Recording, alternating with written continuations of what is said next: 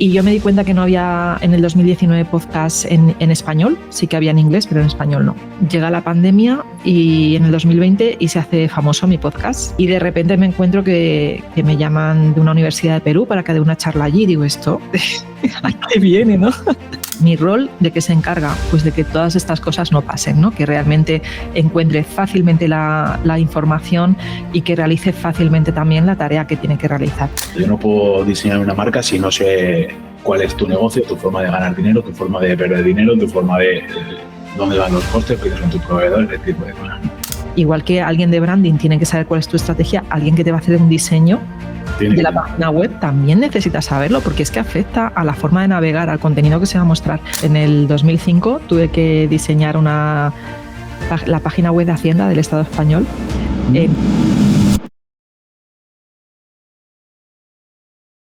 Bueno.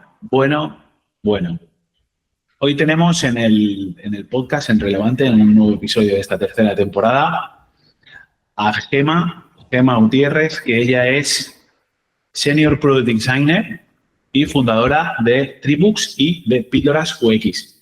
Teníamos muchas ganas, llevamos hablando de esto, de a ver cuándo te puedes pasar por el podcast un tiempecito.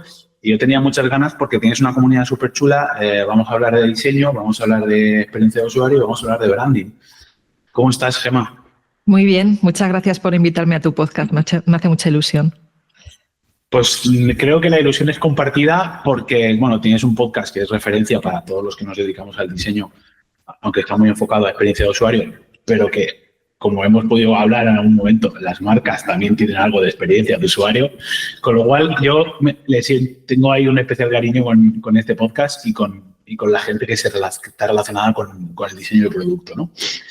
Y quería que te vinieras al podcast porque tú tienes un caso particular de cómo ha ido creándose la comunidad, de cómo ha ido creciendo el podcast, cómo eso deriva en otras cosas, que me interesa mucho que nos lo cuentes, cómo lo has hecho tú, y porque yo entiendo que la gente que nos escuche, que puedan estar emprendiendo y tal, pues a lo mejor se encuentran con situaciones, si no similares, sí extrapolables, ¿no? Sí. Quizás que ahora llegaremos a esa parte, ¿vale? Pero antes de nada sí que me gustaría que te presentaras tú un poquito mejor y que te cuentes por qué te dedicas al diseño de experiencia de usuario y qué es lo que te motiva a hacer esto y a hacer todos los tinglados que tienes montados. Bueno, yo realmente empecé hace 20 años como diseñadora web, en un momento en el que había muy poca gente en España que diseñara páginas web, así que me coloqué muy rápido, ¿no? Y es verdad que el mundo tecnológico durante muchos años pues ha sido un boom tremendo y lo sabes, ¿no? Y por eso ha crecido tantísimo ese rol de UX designers o diseñadores y diseñadoras de experiencia de usuario en el mundo tecnológico. Yo pasé a ser diseñadora de experiencia de usuario en el año 2011, básicamente porque en mi trabajo era necesario. Mi empresa se fusionó con otra, una empresa en la que yo trabajaba se fusionó con otra que tenía un área de experiencia de usuario donde me introduje, ¿no? Y a partir de ahí pues empecé a aprender de mis compañeros y compañeras que tenían muchísima experiencia y empecé ya a participar en proyectos que ya no eran diseño web, aunque yo como diseñadora visual ya había estado trabajando incluso en software, pero todavía la patita del UX no había comenzado a trabajar en ella. Entonces, eso fue en el 2011 y en el 2000, unos años después, en el 2017, decido empezar a emprender, ¿no? Que era un momento en el que todo el mundo me preguntaba, ¿pero por qué? Si hay trabajo de lo tuyo, ¿por qué vas a...? Porque aquí en España no está... Realmente la gente no quiere emprender. O sea, hay mucha gente emprendiendo en España, ¿no? Tampoco quiero que parezca lo contrario, pero en mi entorno directo lo que la gente quiere es un trabajo estable, ser funcionario del Estado y bueno, pues entonces era como un poco raro, ¿no? Que yo empezara ahí. ¿Cuándo nace Píldoras UX? Pues Píldoras UX nace un poco de una necesidad. Yo antes de ser podcaster escuchaba muchos podcasts, me encantaba escuchar podcasts y yo decía, tengo que crear uno, ¿no? Entonces, claro, en ese crear uno, pues empecé a pensar en crearlo de lo que a mí realmente me gustaba porque mi profesión me apasiona, ¿no? El mundo del diseño UX a mí me apasiona. Y yo me di cuenta que no había en el 2019 podcast en español, sí que había en inglés, pero en español no. Había muy poquitos. Y hablando de diseño UX en concreto, creo que ninguno. Entonces lo lanzo llega la pandemia y en el 2020 y se hace famoso mi podcast, porque hay un montón de gente empezó a escuchar podcasts, también un montón de gente empezó a crear podcasts, sobre todo en Latinoamérica de diseño UX. Y de repente me encuentro que me llaman de una universidad de Perú para que dé una charla allí. Digo, ¿esto a qué viene, no? Y entonces empezó a suceder estas cosas de gente que me escribía y que yo veía pues que a la gente le gustaba mucho el podcast, porque es verdad que siempre lo he hecho con mucho cariño y con un objetivo muy claro de divulgar el diseño de experiencia de usuario en un momento además en el que el aprender mi profesión costaba lo mismo que comprarse un coche en España. Ya. Yeah. Y todavía hay escuelas que te piden casi que la mitad de lo que cuesta ahora un coche en España, ¿no? Entonces, claro, yo que venía de una familia, pues precisamente que no tenía, pues la clase media española, es así, yo dije, esto no puede ser, ¿no? Tiene que ser que la gente pueda aprender. Y de ahí nace un poco de esa necesidad mía por divulgar y de esa pasión mía por el diseño UX. Wow, la verdad es que el proceso, y sobre todo relacionado con el tema del podcast, me siento bastante identificado porque a mí me pasó un poco lo mismo. Sí que es cierto que yo lo monté después de la pandemia, pero sí que es cierto que en la pandemia empecé de otra cosa. No profesional, sino más de hobby, ¿no? Es cierto que ahí hubo como una efervescencia de este tipo de formatos, precisamente también un poco obligados por el contexto, ¿no? Al final, las personas lo movemos por contexto. Pero sí, a mí también me ha sorprendido que por ejemplo, en mi podcast me llamaran, oye, mira, que he citado uno de tus episodios en un trabajo final de máster de una universidad y yo flipando, y como, pues si es una conversación normal, ¿cómo citas eso, no? Y, o sea, esas cosas, esas alegrías, esas cosas que te da el hacer este tipo de contenido, que son sorpresas, que nunca te sorprenderían, a mí me animan a seguir, ¿no? No sé si a ti te pasará también, porque, aunque no lo parezca, esto lleva bastante curro detrás para hacerlo medianamente bien. Lo que pasa es que ahora ha surgido tanta competencia y tantos podcasts y tal, que parece que cualquiera cualquiera lo puede hacer, pero hacerlo bien, pues ya requiere un poco más de trabajo, ¿no? Y, o sea, realmente, ¿qué es lo que a ti te motiva, te apasiona de la experiencia de usuario? Porque, claro, habría a lo mejor que definir qué es experiencia de usuario, qué es diseño de experiencia de usuario, un poco, si podemos aclarar un poco esos conceptos desde tu punto de vista como diseñador de producto, porque ahí hay confusiones, ¿no? A mí me pasa cuando tengo que explicar la diferencia entre un diseñador de logotipos y un diseñador de marca y un diseñador gráfico, pues entiendo que sería un poco igual, ¿no? Entonces, si hacemos un poco esa aclaración para los que no sean conocedores de esta disciplina, te lo agradecería también. Bueno, yo voy también a hablar del diseño de experiencia de usuario desde mi experiencia, ¿no? Porque dentro del mundo del diseño UX tenemos un super gurú que es Don Norman, que fue el que creó esta especialización, el que creó el nombre de nuestra profesión. Y él dice que la experiencia de usuario la tiene todo, desde un objeto que estamos utilizando hasta cuando entras en un bar y cómo te atienden. Pero yo creo más que por mi experiencia profesional que el diseño de experiencia de usuario está más unido a un producto digital, ¿no? A cómo la persona, qué experiencia tiene utilizando ese producto digital, si encuentra fácilmente la información, si puede realizar la tarea que quiere realizar fácilmente, si entiende todo el contenido que hay, todos los textos, si tiene o no tiene, o sea, si tiene una buena experiencia de usuario, tiene también que poder a nivel de accesibilidad, acceder a ese producto digital.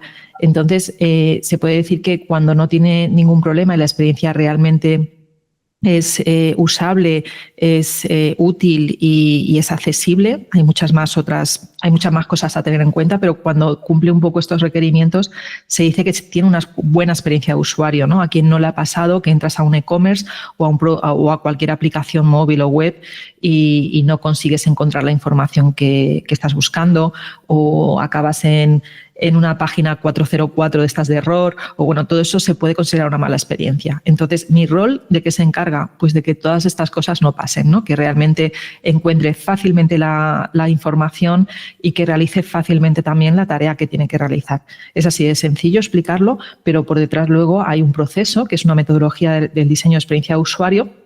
Hay varias metodologías, pero yo una de las que explico en mi podcast es la metodología del doble diamante, donde hay una primera fase de investigación, que es lo que muchas veces a la gente le sorprende, ¿no? Que la gente que no entiende o no sabe qué es esto del diseño de producto digital, que sepa pues que siempre hay que primero investigar cuáles son las necesidades reales de las personas a las que va dirigida ese producto, porque se tiende muchas veces a cometer el error de pensar que tú sabes lo que quiere el usuario final y no es así, ¿no? O sea, al final la persona usuaria final puede tener unas necesidades que si tú no investigas previamente no vas a saber, por mucho que creas que conoces a esa persona. Entonces se hace una serie de investigación, analizas y recoges toda esa información y a partir de ahí, pues si el producto digital no existe, lo que tienes que hacer es validar la hipótesis de si existe esa necesidad. Y si ya existe y está funcionando, pues lo que tienes que hacer es recoger la información de qué necesidades tienen con el producto actual para mejorar ese producto digital, ¿no? Cuando hablo de producto siempre hablo de producto digital. Y a partir de ahí ya llega la segunda parte del proceso, que es realmente diseñar esa solución. Y por ahí pasamos pues, por crear toda la arquitectura de la información, que es la estructura base de cómo se va a ver esa información, aplicar el estilo visual, que aquí sí que ya entrarían perfiles más de marca, de branding, ¿no? Más de diseño gráfico, hacer test de usabilidad con personas reales para asegurarte que no hay ningún error en el proceso o ir eliminando algunos errores, porque el proceso es iterativo. A esto que quiero decir, pues que en un producto digital siempre se va a estar intentando mejorar, ¿no? Continuamente. Cualquier producto o servicio digital, el objetivo es lo voy a lanzar cuanto antes, sí, para validar y ver que funciona y no esperar mucho, ¿no? Piensa en Spotify, cuando se lanzó por primera vez solamente reproducía música, no tenía listas de reproducción. Pero luego, una vez que se lanza el producto digital, seguimos trabajando en él, ¿vale? Yo durante muchos años he trabajado en consultoría, entonces yo me quedaba ahí, me quedaba en el momento en el que, vale, se va a lanzar, pero yo ya no voy a estar, porque yo he hecho el entregable, ¿no? Y todavía ahora que soy freelance a veces, ¿no? Hago ese trabajo. Pero ya cuando tienes el rol de product designer, es que estás dentro del proceso, de inicio a final. Incluso después, una vez que se ha lanzado, sigues trabajando con los equipos de producto, de desarrollo para ir mejorando, ¿no? Y ir iterando ese producto digital. Entonces es un poco también esa diferencia muchas veces que hay. También un rol de product designer tiene que saber más de marketing, más de negocio. Aunque un rol de UX debería saber de negocio, pero por desgracia el mercado laboral muchas veces no se encasilla en la parte específica de diseño de interacción, de ese diseño de interacción y visual que se entrega, y no nos dejan tocar negocio, ¿no? De ahí surgió la necesidad de ese rol de product designer, donde ya necesitas más conocimiento de negocio, más conocimiento de marketing, y que la mayoría de las startups a día de hoy están pidiendo ese rol y no el rol de UX designer. Claro.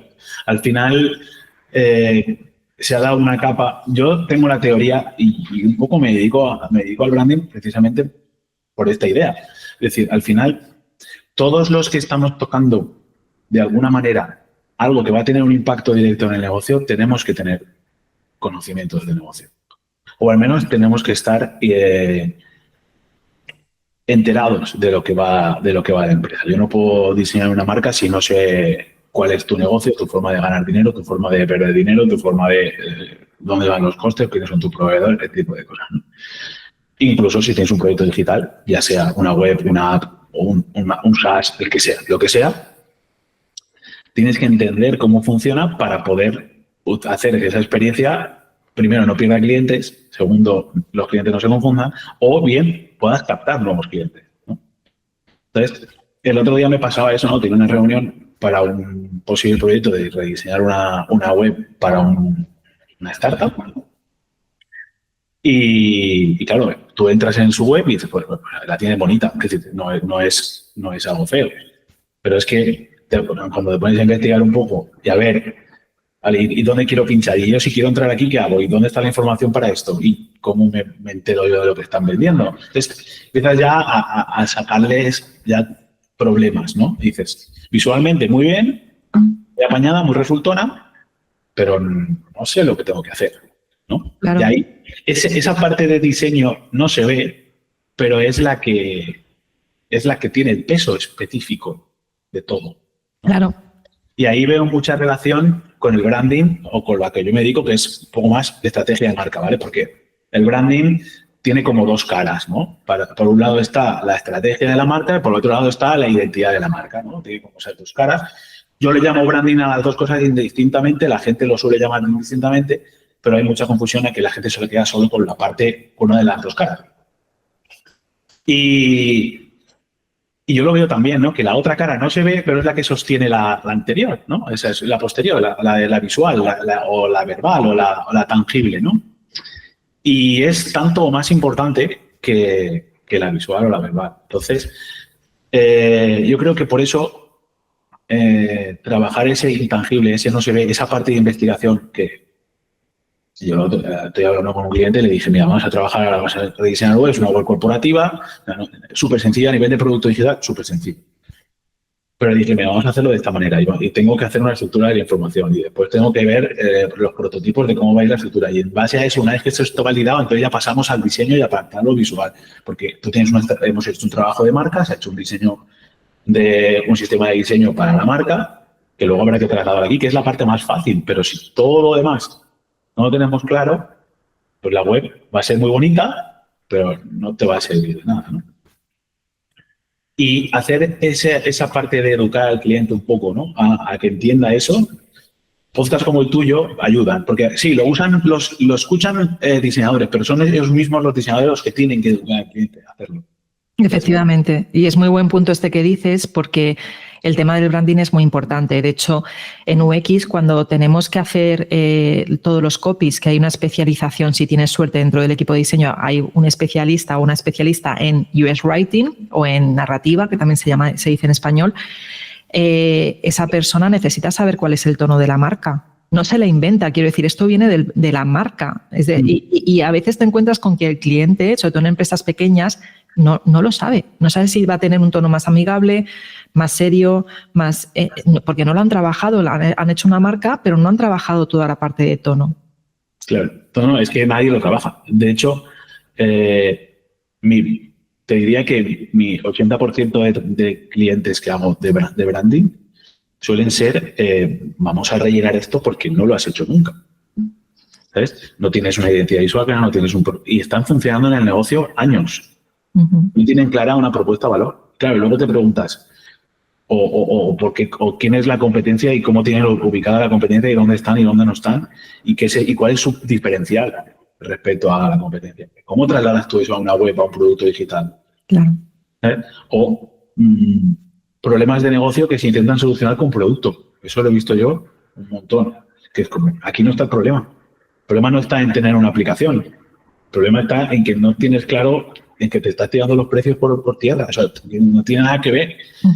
Podemos aquí poner la aplicación lo más bonita que quieras y que sea súper funcional y qué tal, pero a lo mejor no está aquí el problema, ¿no? Y detectar eso a veces es complicado porque ni el cliente mismo lo quiere ver. No sé si te pasa a ti, a mí me pasa muchas veces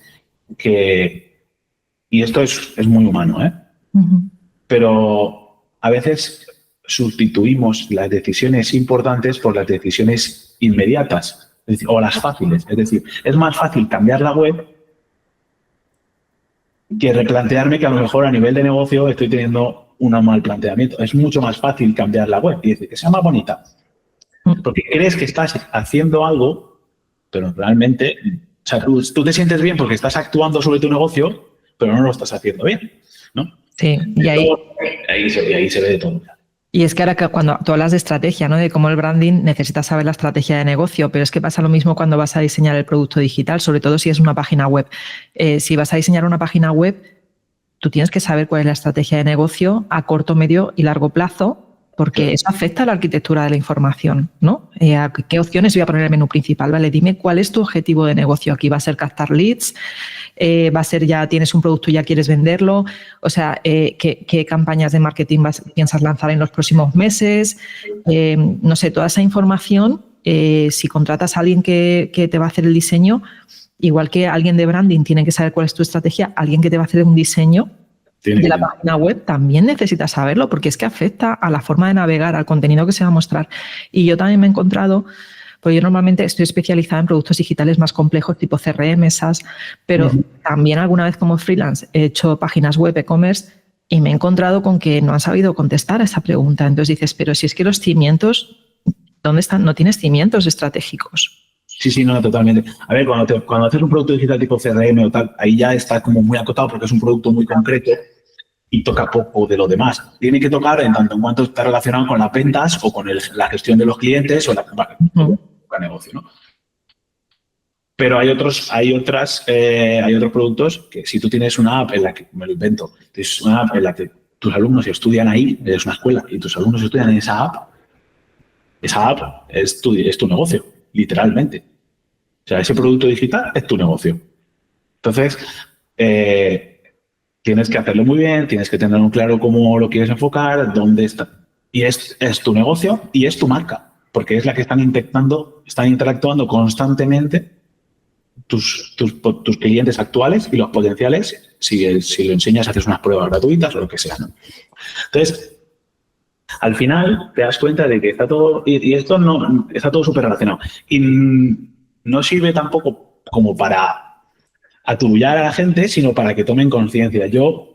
Una de las razones por las que creé este podcast fue para que otros profesionales, de hecho hablo con muchos profesionales relacionados porque creo que es la mejor forma de llegar a todos y que todos entiendan que en la base de todo está el negocio y está la marca, ¿no? Y necesitamos que profesionales que están en la parte, digamos, de fuera, ¿no? De la periferia del negocio, que pueden ser los de marketing, la gestión en redes sociales o la gestión en los diseños, pero incluso a una cartelería o una carta de un restaurante, me refiero a ese nivel, producto digital. Entonces, esos profesionales, que hay un montón, tienen que entender que si no hay una buena base, su trabajo es mucho más difícil. O lo tienen que hacer ellos, ¿no? Y eso es casi como una obsesión que tengo de necesito, ¿sabes? O sea, necesitas a esos profesionales para que entiendan el valor, no para que se metan ellos, porque, oye, cada uno es cada uno y tiene su... Que bueno, si quieres aprender, pues ningún problema, o sea, mejor todavía, más completo vas a ser, ¿no? Pero yo, de igual manera que hay cosas de automatización en email marketing, pues no es mi fuerte, no puedo trabajar, no es mi área, pero sí que tengo que entender cómo funciona el email marketing para poder delegar esa tarea en otra persona, ¿no? Igual que una gente que se dedica a diseño de producto digital, bueno, pues yo habré hecho mis productos pequeños, más o menos, tengo ciertas nociones, lo puedo desarrollar, pero si puedo confiar en el profesional del diseño específicamente en esto, claro, muchísimo mejor y hay que apoyarnos unos a otros, ¿no? Y esa es un poco la razón bueno, porque te invité al podcast un poco para que tu audiencia también un poco aprendiera de esto y la mía también, ¿no? Que nos tenemos que apoyar unos a otros, ¿no? Yo suelo hacer, además, cambiando un poco de tercio, ya entramos en la parte que me interesa realmente, que es la parte de las marcas de Píldoras UX y Tribooks y tal, ¿vale? Esa otra parte. Pero antes de eso, yo suelo hacer a unos invitados una pregunta y como estamos hablando de eso un poco, pues te la pongo por aquí. ¿Qué es para ti, Gemma, un negocio y qué es para ti una marca? Bueno, esa es una buena pregunta. Yo creo que contestarías tú mejor que yo, ¿eh? Claro. Yo tengo mi respuesta clara, pero a mí me gusta que otros profesionales también me den su opinión de ver cómo se fuera, porque yo aprendo también. Es una forma de entender perfiles afines a mí que entienden sobre este tema, ¿no? Y también sirve para que otros lo puedan entender. No hay respuestas incorrectas, me refiero al final. Gracias por decirme eso. Bueno, voy a decirte mi opinión, ¿vale? Claro. Yo creo que una marca, normalmente las marcas están vinculadas a negocios, ¿vale? Y una empresa, cuando crea un negocio, tiene que tener su propia marca. Pero yo que, por ejemplo, soy freelance, cuando pienso en marca, también pienso en marca personal. Hay mucha gente haciendo marca personal y detrás no hay un negocio. Tan solo es el pensar en mi trayectoria profesional a largo plazo e ir haciendo marca personal, pues puede ser escribiendo artículos que vas luego compartiendo en redes sociales. Hay muchísima gente en el mundo, en mi ámbito, en el diseño UX, que lo está haciendo y luego es que no está vendiendo nada, no tiene un negocio detrás, ¿no? Entonces, claro, la marca yo creo que va más allá del negocio. La marca es como más intrínseca a la persona que crea el negocio o que está creando su marca personal, ¿no? Y la marca puede durar toda la vida y un negocio puede durar unos años. No sé si esto es una contestación coherente o no. No, tiene mucho sentido, ¿eh? Tiene mucho sentido y te digo porque al final marcas hay de todo tipos. Marcas personales, marcas de producto, marcas de servicio, marcas corporativas, ¿vale? Y en función de cada uno elige la que quiere crear. Pero es cierto que hay marcas sin negocio, pueden haber marcas sin negocio. El equivalente es que tú tienes una carrera profesional, ¿vale? Estás creando tu marca para tener una carrera profesional, ¿vale? Al fondo del todo hay un negocio, porque si no es el tuyo es el de otro, pero lo hay. Pero esa marca que estás creando no es directamente para el negocio. Igual que cuando tú creas una marca para un producto, una marca para un podcast, yo hago marcas para podcast, al final es una marca de producto. O una marca para servicios. Oye, pues yo, ¿qué servicios ofrezco? Estos. Pues esos servicios están dirigidos a un público, tienen una propuesta de valor diferente a lo mejor al del otro servicio, porque atacas a otro dolor, tienen otro cliente, tienen otro posicionamiento, otras competencias diferentes, y es una marca distinta, ¿no? Entonces, te das cuenta que al final es todo muy complejo. O sea, complejo en el sentido que tienen sus matices o sus particularidades. Por eso te he dicho que no hay una respuesta correcta, porque depende cómo lo interprete cada uno, puede darse de una manera o de otra. De hecho, yo siempre digo que una marca es una intersección entre lo que la empresa, el profesional dice que es y lo que la audiencia percibe. ¿Vale? Entonces, entre esa intersección es lo que la gente se crea la marca. Entonces, ¿cuál es el trabajo, digamos, de los que tocamos de alguna manera la marca, ya sea de forma tangencial o de una forma más profunda? Hacer que esa intersección, esa interrelación sea lo más coherente posible para que lo que tú dices que eres y lo que yo percibo de ti tenga coherencia y, por tanto, estés alineado y tenga sentido para el negocio. Pero si yo digo que tú vendes patatas y tú estás diciendo que vendes zapatillas, pues pocas zapatillas vas a vender. Claro. ¿Vale? Y esto es como una exageración, pero en los matices está muchas veces la diferencia. No consigo muchas veces que el cliente haga esto, o que el cliente entre en esta web, o el cliente, ¿vale? ¿Y cómo se lo estás diciendo? Y intento aterrizarlo un poco a la parte de producto, ¿no? A la parte de, yo quiero que el cliente se mueva y haga esto y vaya a estas pestañas y luego, ¿vale? ¿Cómo se lo estás diciendo? ¿Qué palabras usas? ¿Cómo lo estás animando? ¿Qué sesgos les estás evitando? ¿Qué sesgos o qué heurísticas estás intentando utilizar para que les sea más fácil tomar una decisión u otra? En fin, ese tipo de cosas, eso, en el fondo, en la base de todo está la relación entre cliente y empresa, que es la marca. Y por eso te digo que no hay una respuesta correcta, porque depende del enfoque, pues se puede aterrizar y se puede entender. O sea que en ese sentido, genial. Y las marcas personales, porque ahora está un poco de moda y todo eso, no deja de ser eso, ¿eh? Al final es un generador de confianza. Y voy a intentar generar confianza para mi negocio o para mi carrera profesional, o para ambas, ¿no? Entonces, en ese sentido, súper de acuerdo con lo que has planteado. Y ahora, si te parece, vamos a entrar un poquito en el rollo y en lo que a mí me interesaba de esta conversación, que creo que es lo chulo. Tú empezaste con Píldoras UX, como me dijiste, con el podcast, pero claro, en el proceso te funcionó muy bien, la pandemia te vino genial para crecer el podcast y de ahí pasaste a otra cosa, ¿no? Cuéntame otra cosa. Bueno, yo en paralelo, cuando creé el podcast, había creado un pequeño curso en español hablando de la introducción. Era una introducción al diseño UX. Lo tenía en Udemy, ya no está, ¿vale? Por si no lo busques, porque ya no está. Vale. Y estuvo allí durante 3 años, ¿no? Y lo hice además porque la gente de marketing de Udemy México me escribió para ver si yo podía hacerlo. Lo hice y fue como mi primer curso, mi primer producto digital de curso que yo lancé. ¿Qué pasaba? Que Udemy, la forma que tenía de vender el curso, pues era continuamente promocionándolo desde su plataforma, bajando el precio en plan 19,99 y yo me daba cuenta que no era el mejor lugar, ¿no?, donde tener ese curso. Entonces, al poco, durante la pandemia y pospandemia, empecé a trabajar también como profesora para una escuela de Madrid. Y ahí me di cuenta que yo tenía que lanzar mi propia escuela porque mis estudiantes cuando salían me decían que querían seguir aprendiendo conmigo. Yo les referenciaba el podcast y me decían, no, pero es que queremos seguir aprendiendo contigo. El podcast sí, vamos a seguir escuchándolo, pero nos gustaría que siguiera siendo nuestra profesora.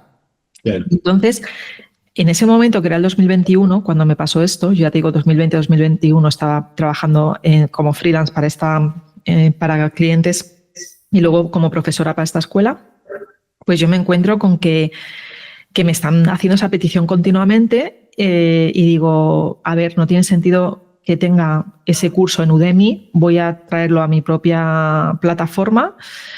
Y en ese momento había también un boom de escuelas por suscripción. Yo seguía un podcast de gente que hablaba de escuelas por suscripción y dije, venga, pues voy a lanzar la mía. Y entonces, del último grupo en el que yo estuve, les pregunté, ¿queréis veniros como estudiantes a esta escuela por suscripción? Me dijeron que sí. Y me traje a 12 estudiantes de golpe cuando yo todavía no tenía ni siquiera la escuela, vamos, que acababa de lanzarla y no tenía ni contenido. Y en esa escuela, pues pensé en llamarla de otra forma, ¿no? Creé otra marca. ¿Por qué? Porque, claro, Píldoras UX está muy vinculado a mi marca personal.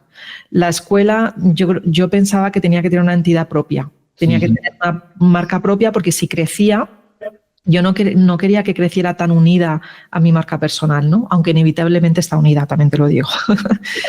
Sí. Entonces, ahí hablando con una amiga, me recomendó una persona que conocía que hacía marcas, le contraté. Fíjate lo que te estoy contando aquí, es que yo sí que diseñé el logotipo y un poco la marca de Píldoras UX, pero yo cuando voy a lanzar la escuela, que el rediseño de la escuela, porque los 2 primeros años la escuela estuvo en la página web de pildorasux.com, pero yo decido comprar un dominio que se llama escuelatribus.com y ahí llevar la nueva marca de la escuela, yo ahí contrato a otra persona porque digo, yo no soy tan profesional como para... O sea, yo soy consciente de mis limitaciones, yo no me voy a poner a hacer un logotipo, un branding, Claro. Y en ese proceso de creación de marca, si tú vas a escuelatribus.com, tiene mucho del estilo naif que tiene Píldoras UX, ¿vale? Y tiene muchas formas que recuerdan a las píldoras. Y bueno, quien quiera, pues que entre en escuelatribus.com. Recomendado, pondremos los enlaces. Sí, pon el enlace y ahí lo puedes ver, ¿no? Y nada, me tiró un año, que esto fue un poco la parte mala, hasta que yo he conseguido lanzar la nueva escuela. Realmente la he lanzado en octubre del 2024, cuando mi escuela, la primera versión de la escuela, la lancé en mayo del 2021. Fíjate. O sea, la escuela va a hacer 4 años ahora en mayo de este año, de 2025. Entonces, claro, pues eso lleva un proceso. Tú creas una marca, claro, tardaron 3 meses en hacerme la marca, luego otros 6 meses diseñando cómo iba a ser tanto la página web como luego la escuela por dentro, para que tuviera una experiencia buena, porque la primera escuela no la tenía y yo me sentía fatal. Yo decía, yo soy diseñadora UX y mi escuela no tiene una buena experiencia, no puede ser, ¿no? Claro, total. Y a todo esto también, en paralelo a la escuela, va unida a la comunidad. La comunidad pues está a través de Discord, una comunidad privada en Discord. Quedamos presencialmente también en Madrid, o si yo me muevo a otras ciudades y allí sé que tengo estudiantes, también hago alguna quedada. Mañana, por ejemplo, me voy a cenar con 12 estudiantes de mi comunidad. Claro, qué guay. Claro, entonces se están generando lazos de unión y mucho networking que es muy necesario a día de hoy para encontrar trabajo, esa es la realidad. Total. Así que eso es Tribux. Ahora mismo es una escuela por suscripción mensual donde tienes en paralelo una comunidad privada en Discord, donde tenemos todos los meses un encuentro donde traigo normalmente a un perfil de diseño o muy relacionado con tecnología a dar una charla a nivel teórico. Tenemos también un encuentro online para conocernos y hacer networking y también tengo empecé con talleres, luego retos, ahora entrenamientos lo estoy llamando, ¿no? Que es la parte práctica de cómo esos conocimientos teóricos los pones en práctica. Los pones en práctica, claro. Y ahí estoy, la verdad es que estoy muy feliz con la escuela. Seguro. Sí, es mucho trabajo, porque al final yo fíjate que llevo el podcast adelante, la newsletter del podcast adelante, la escuela adelante, todo el soporte a mis estudiantes directamente se lo intento hacer yo. Y claro, en algún momento, a ver, sí que tengo muchas personas que colaboran en paralelo a mí. Parte del profesorado, o sea, es que yo no puedo estar siempre dando clase, entonces parte del profesorado traigo gente de fuera que creo que aporta también mucho más valor a la escuela. Tengo a alguien que me programa la escuela y el diseño de esta escuela, tanto el branding como el diseño visual y UX, una diseñadora que está dentro de mi comunidad de la escuela es la que lo ha diseñado, y un poco mano a mano conmigo, yo evidentemente revisando todo, pero que he estado contando con muchos profesionales alrededor mía que me han estado ayudando, pero realmente la escuela en algún momento espero que crezca lo suficiente como para poder contratar. No es el caso a día de hoy, ¿no?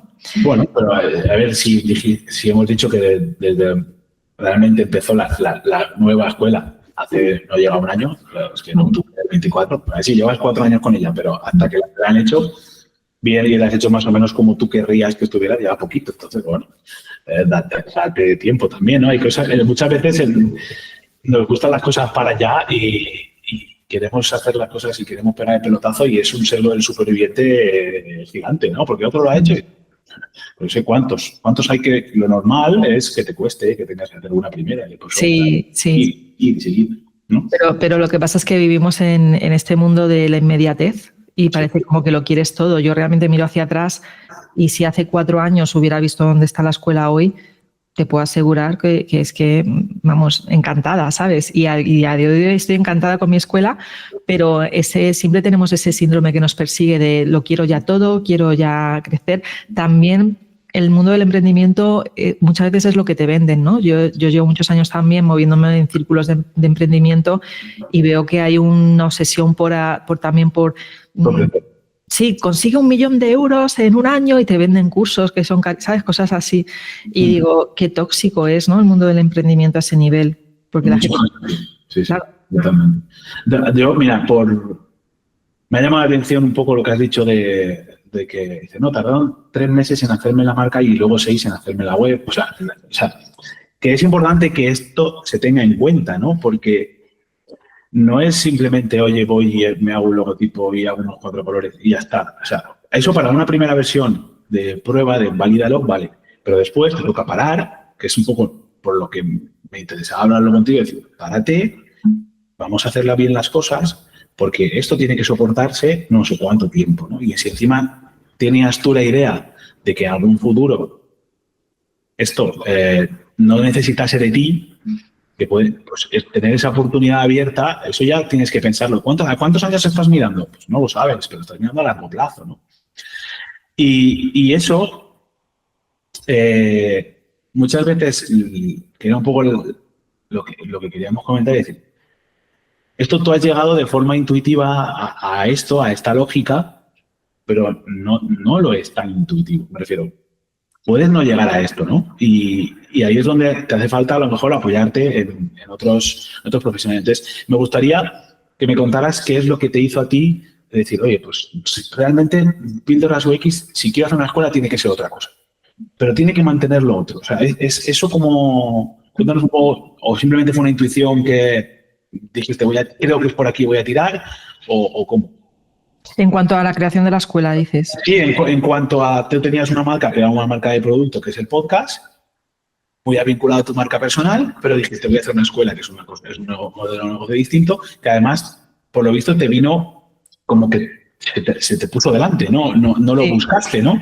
Entonces, sí. ¿Cómo gestionaste todo eso y ahora mismo cómo gestionas todas las marcas? ¿Cómo lo tienes montado? Pues, a ver, la decisión al final vino un poco, como tú dices, de, por un lado, mis estudiantes, por otro lado, yo veía que las escuelas no lo están haciendo del todo bien, porque la forma de vender los cursos era, te colocas en 3 meses, o sea, haces este curso de 3 meses, me pagas un pastizal y te pones a trabajar y te puedo asegurar que vas a encontrar trabajo. Y luego muchos de mis estudiantes no les pasaba eso. Es que no encuentro trabajo porque no tengo experiencia, ¿no? Entonces yo dije, vamos a ver, voy a lanzar una escuela donde sea un aprendizaje continuo y sea un apoyo en esa transición entre que tú acabas de estudiar y luego te encuentras un puesto, ¿no? En un trabajo. Y entonces ese apoyo, había ahí un gap, o sea, había un hueco en el mercado que nadie lo estaba haciendo, y nadie lo estaba haciendo, y lo entiendo ahora también porque la gente normalmente quiere cursos que tengan un inicio y un final, no quieren escuelas por suscripción, ¿vale? De hecho, mis estudiantes están contentísimas todas, la mayoría son mujeres, y lleva mucha gente conmigo 3 años, pero es verdad que una escuela por suscripción pues tiene su tiempo también. Igual quieres estar 1 año, quieres estar 6 meses o te interesa quedarte más tiempo, ¿no? Entonces, un poco la decisión me vino, igual que la decisión de hacer ese primer curso en Udemy, me vino porque me contactó alguien de marketing de Udemy. Pero ha ido viniendo en el momento adecuado, yo creo, ¿sabes? Y si una cosa tengo, además, que creo que necesita cualquier persona que esté emprendiendo, es la constancia. He tenido constancia en el podcast, tengo constancia en la escuela, y porque has dicho algo que me ha gustado mucho, que es el verlo a largo plazo. La gente muchas veces emprende y emprende a corto plazo, es cortoplacista, y así no puedes emprender. Porque te vas a no duras.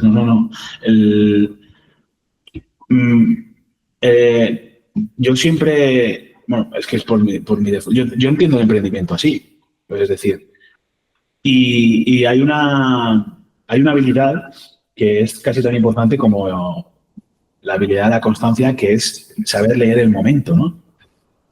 Saber ver el momento. Es decir, ahora es un buen momento para eso. Me está llegando esta oportunidad, tengo que aprovecharla, ¿no? Eso muchas veces no lo vemos, ¿no? Porque estoy muy porque tengo mucho trabajo, porque estoy muy tal, porque estás en el foco puesto en otra cosa. También hay que saber decir que no, decir, no, ahora me tengo que esperar, o ahora tengo que esperar, ahora no es el momento, ahora conviene, pero es un poco ver cuándo es el mejor momento para hacer las cosas. Es decir, hay todo un montón de decisiones y de circunstancias que los que nos dedicamos un poco a nuestro propio negocio y tenemos, si no uno, varios negocios a la vez, pues, o diferentes marcas, que para mí está muy relacionado. Necesitamos saber cuándo es qué piedra empujar en cada momento, ¿no? A mí me pasa un poco como a ti. Yo tengo mi pata de formación también. El año pasado empecé con el bootcamp y este año quiero hacer la segunda edición, y poco a poco, ¿no? Y justo antes de grabar estaba hablando con un chico, oye, podríamos hacer uno presencial en Valencia, el bootcamp. Y digo, bueno, espera, vamos, ¿sabes? Yo te dejo la sala, yo te dejo no sé qué, te lleno de gente, y yo, bueno, vamos. Que fue un alumno que estuvo el año pasado. Oye, me ha encantado, no sé qué, y quiero que hagamos algo presencial, que molaría, no sé qué. Y bueno, vale, pero vamos a ir paso a paso, ¿no? Porque si te lías mucho con eso, luego, entonces tengo también el podcast que me sirve para dar un poco de soporte a todo eso, ¿sabes? Luego doy a mi marca personal, también doy formaciones, doy charlas, de no sé qué. Entonces, y aparte tienes el estudio. Claro. Me siento un poco identificado con eso porque, claro, yo lo hice, o sea, con, entre comillas, ventaja, porque yo entiendo de branding, entiendo de marcas y sé más o menos cómo lo tengo que hacer, con lo cual la gente que lo hace de forma intuitiva aún me genera mucho más mérito, porque es como, no deberías de saber hacerlo, me refiero, ¿sabes? O sea, enhorabuena, porque, y por eso quería un poco que me contaras tu caso, ¿no? Porque está el caso. O más guiado, más tal, que es un poco lo que yo recomiendo a mis clientes, es oye, hazlo, porque el branding puede ser muy intuitivo, pero si lo estás haciendo mal, te ahorras, o sea, el saber cómo hacerlo te ahorra muchos errores, ¿no? Y te acorta muchos plazos también. Entonces, en ese, yo sí que me gustaría saber si tú sientes que a lo mejor el hecho de no tener ese conocimiento previo de cómo gestionar esas marcas te haya podido hacer que se haya demorado un poco más o no sé, si tienes Sí, totalmente. O sea, al final yo creo que en mi caso ha sido muchas decisiones se han ido tomando en el tiempo, ¿vale? Pero también muchas decisiones me he apoyado en gente que sabe. O sea, yo la marca de píldoras UX la creé porque conocí a una persona en un evento, experta en marketing y marca personal, y me dijo, tienes que crear tu propia marca. Y si yo no hubiera conocido a esa persona, igual no hubiera pensado en hacerlo. También esta persona que me recomendaron, pues al final también fue una amiga diseñadora, que ella es service designer, diseñadora de servicios, y ella me dijo, a ver, Gemma, crea una marca buena, potente para la escuela, ¿no? Claro. Y además que sabes que es una marca que va a durar años, es que si no te la crean bien, dentro de un año igual te has arrepentido y has lanzado algo que no tiene una marca consistente, ¿no? Entonces, muchas veces yo he tenido la gran suerte de rodearme también de personas que me han ayudado mucho en la toma de decisión. No, es importante. Y sobre todo que te den ese empujoncito, ¿no? De podrías hacer esto, ¿no? Podrías hacer lo otro. O ¿qué tal si hacemos esto? Y tú dices, pues a lo mejor es un buen momento. O a lo mejor no sé. Yo sé, la verdad es que en ese sentido creo que tenemos muchas cosas en común y me ha gustado mucho ver un poco esto, ¿no? Y que la gente que me escucha, que también se dedica al branding o tal, que vean cómo el branding se puede hacer de muchas maneras y que no solo hay una correcta, ¿no? A veces parece que todo el mundo en el branding tenemos, como cada uno tiene estudio, tiene su forma de hacer las cosas, que todas son igual de válidas, siempre y cuando se mantengan un poco las bases, ¿no? Y el proceder. Entiendo que a nivel de diseño de producto pues pasará un poco igual, ¿no? Que podemos diseñar experiencias de muchas maneras dentro del producto, pero siempre hay que mantener ciertas cosas que son inamovibles o son para el correcto desempeño de los objetivos al final. Entonces, sí, y aprovechar aquí porque no quiero irme sin comentarlo, que muchas veces me he encontrado también que he tenido que diseñar productos digitales de startups que les acaban de crear la marca. Y cuando tú creas una marca para una empresa que va a tener productos digitales, tienes que asegurarte que los colores de esa marca son accesibles. Porque me estoy encontrando muchas veces con productos digitales que he tenido que variar el color de la marca y decirles, es que no puedo usar este color, ¿no? Y claro, entonces eso también es muy importante cuando estás creando una marca, el ser consciente o el saber, oye, es que esta marca va a tener productos digitales detrás. De hecho, la gran mayoría de las marcas tienen una web ya es un producto digital, ¿vale? Entonces, sí, totalmente. Claro, entonces hay que asegurarse también de que esta marca tiene colores que son potentes, que realmente ayudan a esa consistencia de marca, pero que al mismo tiempo que sean accesibles. Vamos a hablar un poquito de esto porque yo estoy oyendo campanas ya de algún compañero que se dedica al marketing, al tal, y ya está empezando a hablar de webs accesibles, webs sostenibles, ese tipo de cosas, ¿no? Y habla de webs o producto digital, lo que sea, ¿no? Y que incluso va a entrar en normativa, que ese tipo de cosas se van a tener que hacer, ¿no?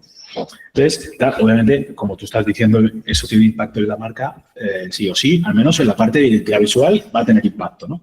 Entonces, ¿cómo estás viendo eso tú? ¿Cómo de real es a día de hoy, a febrero del 25? ¿Y qué impacto va a tener en las empresas actuales, ¿no? Porque ya sabes que España principalmente son pymes y justamente pues, tienen los recursos que tienen para determinadas cosas, ¿no?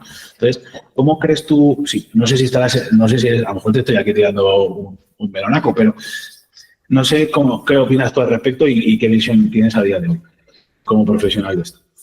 A ver, yo realmente la accesibilidad la conozco desde que empecé a ser diseñadora web. Yo ya en el 2005 tuve que diseñar la página web de Hacienda del Estado español. No es la versión de ahora, ¿vale? Yo te hablo de cuando yo tenía 25 años, en el 2005, y ahí yo ya tuve que aprender a hacer accesible el código. Y a partir de ahí yo me di cuenta de la importancia que tenía la accesibilidad. En el 2005 ya había una ley que decía que todas las entidades públicas y todas las universidades, tanto públicas como privadas, tenían que ser accesibles AA, ¿vale? Tenemos la W3C, que tiene una serie de pautas de accesibilidad y la que hay que cumplir es la doble A. Entonces, ¿dónde afecta más al branding? En los colores. Pero ¿dónde afecta más a las pymes? Pues no solamente en los colores de su marca, también en el código de sus páginas web, en el código de cualquier producto digital. Entonces ahí tienes que tener un equipo de diseño UX o profesionales del diseño UX que te ayuden a asegurarse que están cumpliendo pues, los contrastes, los tamaños de las tipografías, y luego que el equipo de desarrollo se ponga las pilas, aprenda accesibilidad y que haga accesible esa página web o ese producto digital. ¿Por qué ¿por qué están las empresas ahora preocupándose? Porque claro, aquí nadie se preocupa de la accesibilidad hasta que no llega una ley que te obliga. Yeah. Y eso es una pena, porque realmente yo llevo hablando de accesibilidad en mi podcast y de diseño inclusivo desde los inicios, porque a mí siempre me ha parecido muy importante esta parte. De hecho, en mi escuela de Tribux tengo como 6 o 7 masterclasses hablando de diseño inclusivo. He traído a profesionales de la accesibilidad, como es Sara Rodríguez, tanto a mi escuela para hablar de accesibilidad como al podcast, que tengo un episodio hablando con ella. He hablado del lenguaje inclusivo, tan importante también. He hablado del ecodiseño, que lo has tocado también en mi podcast. Yo he entrevistado a Daniela Peñaranda, que es una diseñadora fantástica, que también sabe de accesibilidad y vino a hablar en este caso de ecodiseño, tanto a mi podcast como a mi escuela. Entonces, yo a mucha gente, a muchas profesionales que entrevisto en el podcast, luego traigo a esa persona a la escuela a que lo explique más en profundidad. Entonces yo creo que se tiene que poner las pilas, es decir, aprender de esto todo el mundo y preocuparse de esto todo el mundo. Por desgracia, hasta el año de la pandemia la gente no empezó a preocuparse un poquito. La pandemia parece que todas las personas empezamos a ser mejores personas. Ahora ya parece que se ha olvidado y tiene que llegar una ley para recordárnoslo. Sí, eso es verdad. Y a todos los niveles, a todos los niveles. No solo a nivel de accesibilidad. Pues me parece súper interesante este tema. Me parece que ya es obligatorio para hacerlo. Antes era recomendable o mejor o tal. Ahora, por la ley, pues, acabará siendo obligatorio. Pero es que tiene todo el sentido del mundo. Al final es un diseñador de experiencia de usuario y es experiencia de usuario. Es que es de cajón, ¿no? Al final, si tú tienes que contemplar todas las posibles personas que hay en la sociedad para que puedan acceder a este producto digital, porque tienen los mismos derechos que otra persona, ¿no? Sí, Samuel, pero yo me encuentro con muchas escuelas que explican el programa, se enfocan en explicar cómo funciona, cómo diseñar con un programa de diseño y no se enfocan en realmente cómo mejorar la vida de las personas, porque la accesibilidad es que estás mejorando la vida de las personas, ¿no? Yeah.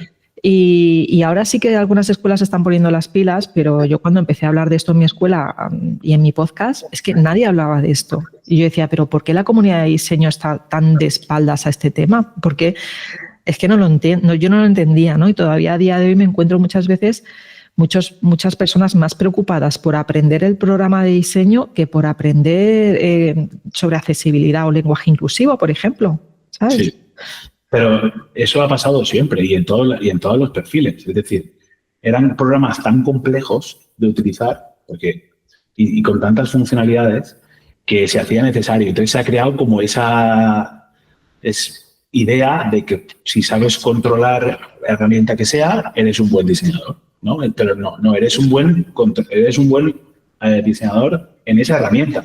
Pero ¿y si te quitan la herramienta? No.